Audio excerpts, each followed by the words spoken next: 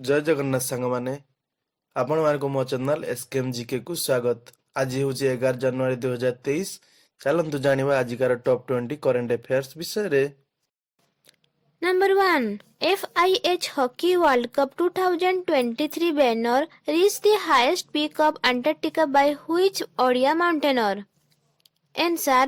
Siddharth Rautrai, son of Sura Rautrai. FIH ର English full form International Hockey Federation। ଓଡ଼ିଶାର କେଉଁ ପର୍ବତ ଆରୋହୀ FIH ହକି ବିଶ୍ୱକପ୍ 2023ର ବ୍ୟାନରଟିକୁ ଆଣ୍ଟାର୍କଟିକାର ଉଚ୍ଚତମ ସ୍ଥାନରେ ପ୍ରଦର୍ଶିତ କରିଛନ୍ତି? ଉତ୍ତର ସିଦ୍ଧାର୍ଥ ରାଉତରାୟ, ଯିଏକି ସୁର ରାଉତରାୟଙ୍କ ପୁଅ ଅଟନ୍ତି। Number 2. Commissionerate Police launch WhatsApp helpline number for FIH Hockey World Cup to provide the information about FIH Men's Hockey World Cup and traffic related information। Hockey ବିଶ୍ୱକପ୍ ଖେଳ ଏବଂ ସହରର ଟ୍ରାଫିକ୍ ସମ୍ପର୍କିତ ସୂଚନା ନିମନ୍ତେ କମିଶନରେଟ୍ ପୋଲିସ ଏକ ହ୍ୱାଟ୍ସଆପ୍ ହେଲ୍ପଲାଇନ୍ ନମ୍ବର ଜାରି କରିଛନ୍ତି। Number 3.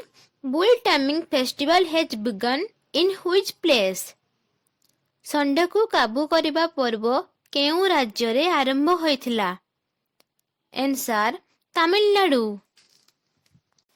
ବୁଲ୍ ଟେମିଂ ପର୍ବ ବା ଷଣ୍ଢକୁ କାବୁ କରିବା ପର୍ବକୁ ତାମିଲନାଡୁରେ ଜାଲିକାଟ୍ଟୁ କୁହାଯାଏ। ଏହା ଏକ ଷଣ୍ଢକୁ କାବୁ କରିବା ଖେଳ ଯେଉଁଥିରେ ଷଣ୍ଢର ଶିଙ୍ଗରେ ବନ୍ଧା ହୋଇଥିବା କଏନ୍କୁ ହାସଲ କରିବା ଏହି ଖେଳର ଉଦ୍ଦେଶ୍ୟ ଏବଂ ଯିଏ ସେହି ମୁଦ୍ରାକୁ ହାସଲ କରେ ସେ ଖେଳର ବିଜେତା ଭାବେ ପୁରସ୍କୃତ ହୋଇଥାଏ। ଏହି ଜାଲିକାଟ୍ଟୁ ପର୍ବଟି 400 ବର୍ଷ ପୁରୁଣା ଏକ ପାରମ୍ପରିକ ପର୍ବ ଅଟେ। ପଙ୍ଗଲ ବା ମକର ସଂକ୍ରାନ୍ତିରେ ଫସଲ ଅମଳ ବେଳେ ଏହି ପର୍ବଟି ପାଳିତ ହୋଇଥାଏ। ତାମିଲନାଡୁର ମୁଦୁରାଇ ଅଞ୍ଚଳ ଜଲ୍ଲିକଟ୍ଟୁର ସବୁଠାରୁ ବଡ଼ କେନ୍ଦ୍ର। ଏହାକୁ ପ୍ରାୟ ଏକ ସପ୍ତାହ ଧରି ଖେଳାଯାଇଥାଏ।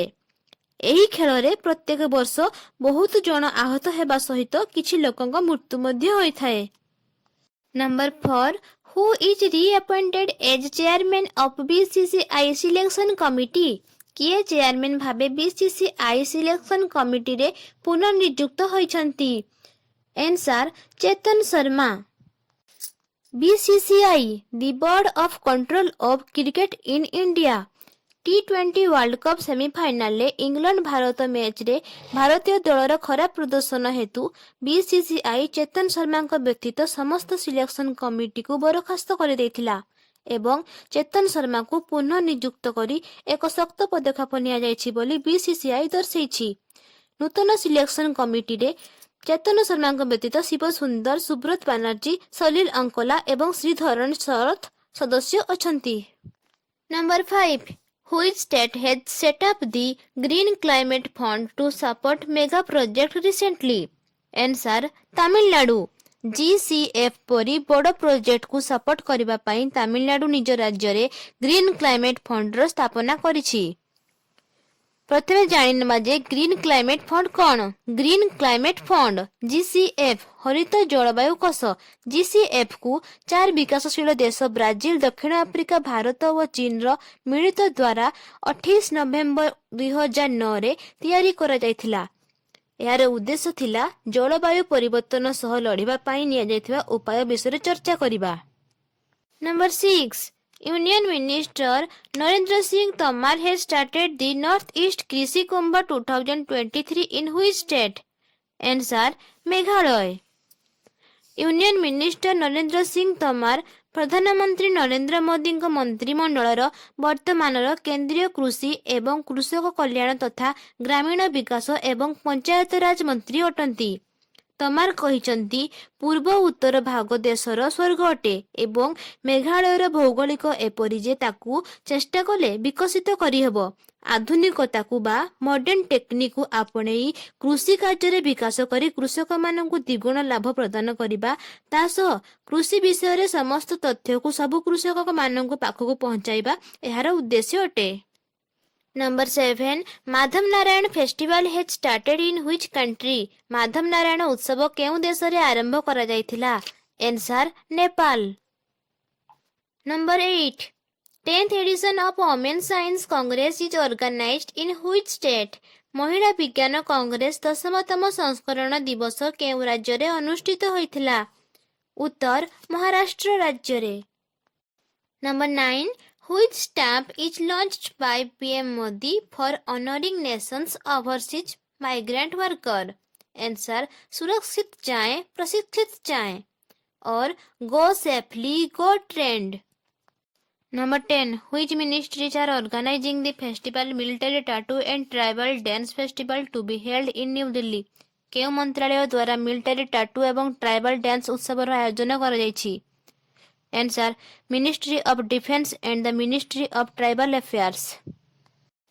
Number 11. Which college was selected for the Spirit of Mylapore? କେଉଁ ମହାବିଦ୍ୟାଳୟ ସ୍ପିରିଟ୍ ଅଫ୍ ମାଇଲାପର ନିମନ୍ତେ ବିବେଚିତ ହୋଇଛି? Answer. ମାଦ୍ରାସ ସଂସ୍କୃତ ମହାବିଦ୍ୟାଳୟ। ମାଇଲାପୋର ଯାହାକି ଦକ୍ଷିଣ ଭାରତୀୟ ଚେନ୍ନାଇ ସହରର ସାଂସ୍କୃତିକ କେନ୍ଦ୍ର ଅଟେ। Number 12. Who was awarded with the Patangrao Kadam award? କିଏ ନିକଟରେ ପତଙ୍ଗରାଓ କଦମ ପୁରସ୍କାରରେ ସମ୍ମାନିତ ହୋଇଛନ୍ତି? Answer. Adar Poonawalla, serum institute of ଇଣ୍ଡିଆର CEO। Number 13. Which year recorded as 5th warmest year of India since 1901? Record ଅନୁଯାୟୀ 1901 ମସିହା ଠାରୁ କେଉଁ ବର୍ଷଟି ଭାରତର ପଞ୍ଚମ ଉତ୍ତପ୍ତ ବର୍ଷ ଅଟେ? Answer. 2022. UK recorded 2022 as warmest year. Number 14. An e-library is inaugurated in which state of India? ଭାରତର କେଉଁ ରାଜ୍ୟରେ ଗୋଟେ ଇ-ଲାଇବ୍ରେରୀକୁ ଉଦ୍ଘାଟିତ କରାଯାଇଛି? Answer. ଜାମ୍ମୁ ଆଣ୍ଡ କାଶ୍ମୀର ରାଜ୍ୟର ଡୋଡା ଡିଷ୍ଟ୍ରିକ୍ଟରେ। Number 15. The Kashmir Files RRR Kantara and Gangubai Kathiawadi has been selected for nomination of Oscar 2023. Final nomination list of the Academy Awards will be announced on 24th January 2023. Oscar 2023 ପୁରସ୍କାର ନିମନ୍ତେ Kashmir files RRR Kantara Gangubai Kathiawadi ଭାରତୀୟ cinema nomination ତାଲିକାର ସ୍ଥାନ ପାଇଛି।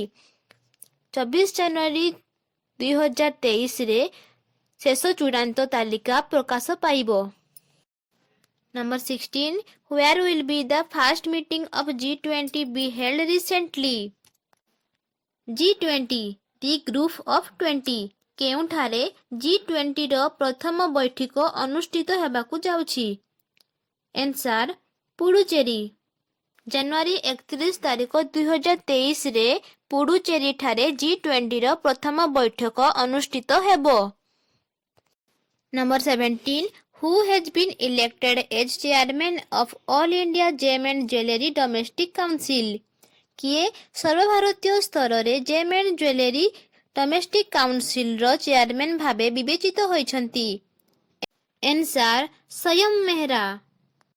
Number 18. Who becomes the first female cricketer to get bronze statue at SCG? Sydney Cricket Ground. କେଉଁ ପ୍ରଥମ ମହିଳା କ୍ରିକେଟରଙ୍କ ବ୍ରୋଞ୍ଜ ଷ୍ଟାଚ୍ୟୁ SCGରେ ନିର୍ମିତ ହୋଇଛି? Answer. ବେଲିଣ୍ଡା କ୍ଲାର୍କ, ଯିଏକି ଅଷ୍ଟ୍ରେଲିଆ ଟିମ୍ର କ୍ୟାପ୍ଟେନ୍ ଥିଲେ। Number 19. Chilika lake gets over 1.1 million birds this winter. ଚଳିତ ବର୍ଷ ଶୀତ ଋତୁରେ ଚିଲିକା ହ୍ରଦ ପାଖରେ 1.1 ମିଲିୟନ ପକ୍ଷୀ ଦେଖାଦେଇଛି। ବିଭାଗ ପକ୍ଷରୁ ପ୍ରକାଶିତ ପକ୍ଷୀ ଗଣନା ରିପୋର୍ଟ ଅନୁଯାୟୀ 184 ପ୍ରଜାତିର ମୋଟ ପାଖାପାଖି 11,31,929ଟି ପକ୍ଷୀ, ସେଥିମଧ୍ୟରୁ 105 ପ୍ରଜାତିର ପାଖାପାଖି 10,93,049ଟି ବିଦେଶାଗତ ପକ୍ଷୀ ଏବଂ 79 ପ୍ରଜାତିର ପାଖାପାଖି 38,800ଟି ସ୍ଥାନୀୟ ପକ୍ଷୀ ଦେଖିବାକୁ ମିଳିଛି। Number 20. Golden Globes 2023 S.S. Rajamouli's RRR song Natu Natu wins Best Original Song in Motion Picture category. ଏହା ଥିଲା ଆଜିର ଟପ୍ 20 କରେଣ୍ଟ ଆଫେୟାର୍ସ। ଯଦି ଆପଣମାନଙ୍କୁ ଏ ଭିଡ଼ିଓଟି ଭଲ ଲାଗିଛି ତେବେ ଭିଡ଼ିଓଟିକୁ ଲାଇକ୍ କରିବେ, ସାଙ୍ଗମାନଙ୍କ ମଧ୍ୟରେ ସେୟାର କରିଦେବେ ଏବଂ ଚ୍ୟାନେଲଟିକୁ ସବସ୍କ୍ରାଇବ୍ କରିଦେବେ। ଧନ୍ୟବାଦ। ଜୟ ଜଗନ୍ନାଥ।